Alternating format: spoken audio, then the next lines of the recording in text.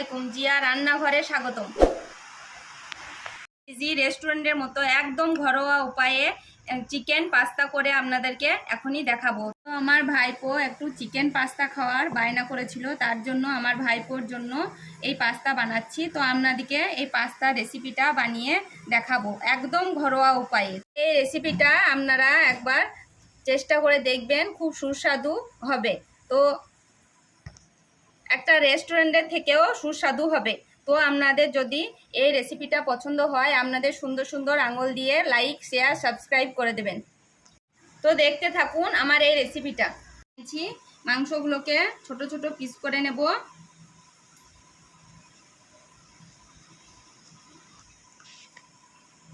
দেখুন আমি এরকম করে কেটে নিচ্ছি, আপনাদের যেমন কাটার ইচ্ছে হবে সেরকমভাবে কেটে নেবেন। দেখুন আমি একটা বড় সাইজের ক্যাপসিকাম নিয়েছি, দুটো গাজর ছিলে ধুয়ে পরিষ্কার করে রেখেছি। এটা এবার আমি ছোট ছোট করে বানিয়ে নেব, কুচি কুচি করে বানিয়ে নেব। বন্ধুরা আমি মাঝামাঝি কেটে নিচ্ছি, ছোট ছোট করে কুচি করে নেব। আপনাদের সুবিধা মতো হবে সেরকম করে কেটে নেবেন। ক্যাপসিকামটা আমি কুচি কুচি করে কেটে নেব।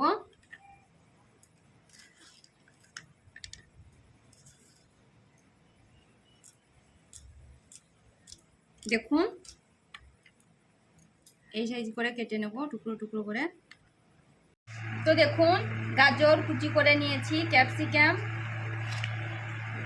রসুন, কাঁচা লঙ্কা কুচি, পেঁয়াজ কুচি সবগুলো আমার কুচনো হয়ে গেছে। এবার আমি চিকেন পাস্তা রেসিপি করে আপনাদের সঙ্গে দেখাবো। আমি ম্যারিনেট করে নিচ্ছি, তার জন্য আদা রসুন পেস্ট, স্বাদ মতো লবণ,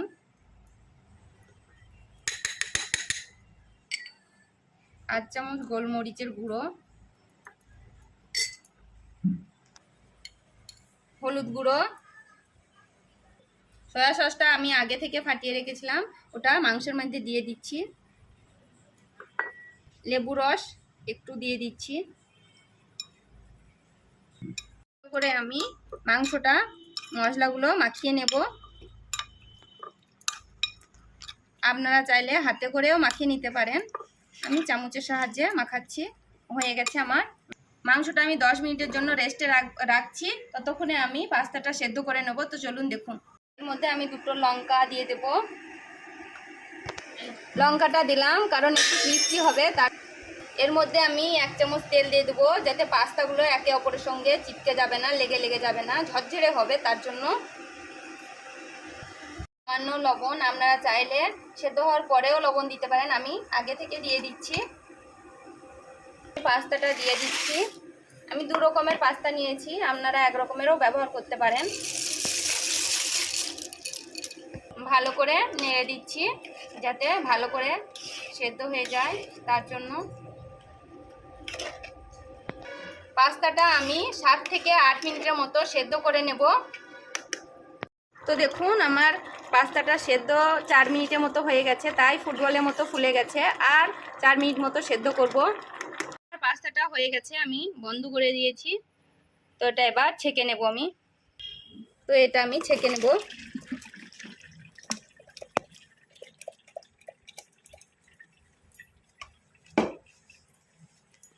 একটু ঠান্ডা পানি দিয়ে দেবো,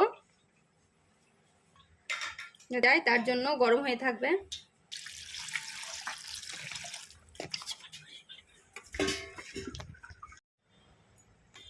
পাস্তাটা আমি ঠান্ডা পানিতে ধুয়ে নিয়েছি।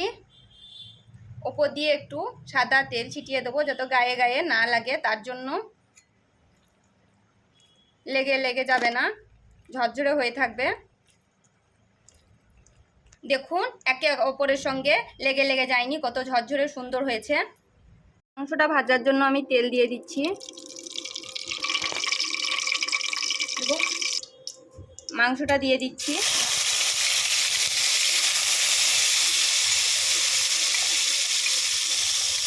ম্যারিনেট করা মাংসটা আমি দিয়ে দিলাম। লো ফ্লেমে আমি এটা 5 মিনিটের জন্য ভেজে নেব। তো দেখুন ম্যারিনেট করা মাংসটা আমি ভেজে নিচ্ছি, কত সুন্দর কালার চলে এসেছে, কত সুন্দর করে ভেজে নিচ্ছি। দেখুন তো আমার মাংসটা ভাজা হয়ে গেছে, আমি তুলে নেব। তেল দিয়ে দেবো,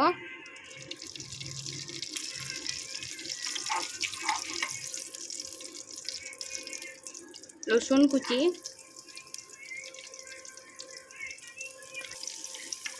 রসুন কুচিটা একটু ভেজে নেব,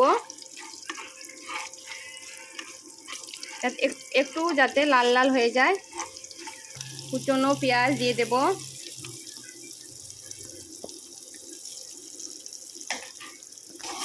একটু পেঁয়াজগুলো ভেজে নেব। ভেজে তারপরে আমি ক্যাপসিকাম গাজর দিয়ে দেব। আমি লেগে যাচ্ছে, আমি আর একটু তেল দিয়ে দেব। কুচনো গাজর আমি দিয়ে দেব, ক্যাপসিকাম কুচি দিয়ে দেব, একটু নেড়ে চেড়ে ভালো করে ভেজে নেব। যতক্ষণ না ভাজা হচ্ছে ততক্ষণ আমি ভালো করে ভেজে নেব।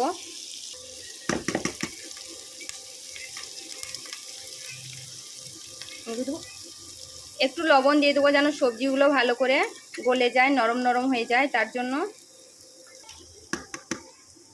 কুচনো লঙ্কা কুচি দিয়ে দেব, স্বাদ মতো দেবেন, যে যেমন ঝাল খেতে পছন্দ করেন সেরকম দেবেন। মিডিয়াম টু লো ফ্লেমে ভেজে নেব। ভাজা হয়ে গেছে। টমেটো কেচাপ দিয়ে দেব আমি 2 চামচ মতো।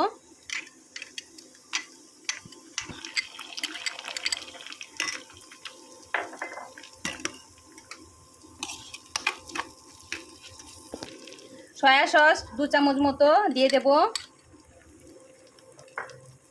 চিলি সস 2 চামচ মতো দিয়ে দেব।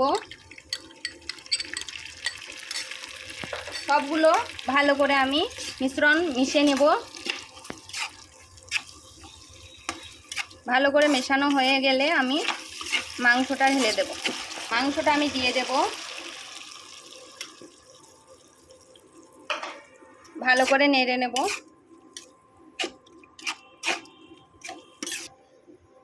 পাস্তাটা দিয়ে দেব,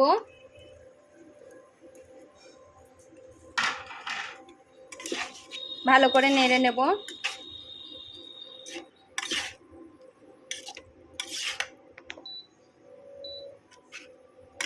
ভালো করে নেড়ে চেড়ে সব মিশিয়ে নেব। কিসমি কিসমি পাস্তা, চিকেন পাস্তা আমার রেডি। ক্রিপসি ক্রিপসি আমার চিকেন পাস্তা রেডি। সানরাইসের আমি মশলা দিয়ে দিচ্ছি, চিকেন জন্য পাস্তা মশলা দিয়ে দিচ্ছি। পাস্তাটা আমার হয়ে গেছে, আমি এবার পাস্তাটা প্লেটে ঢেলে নেব।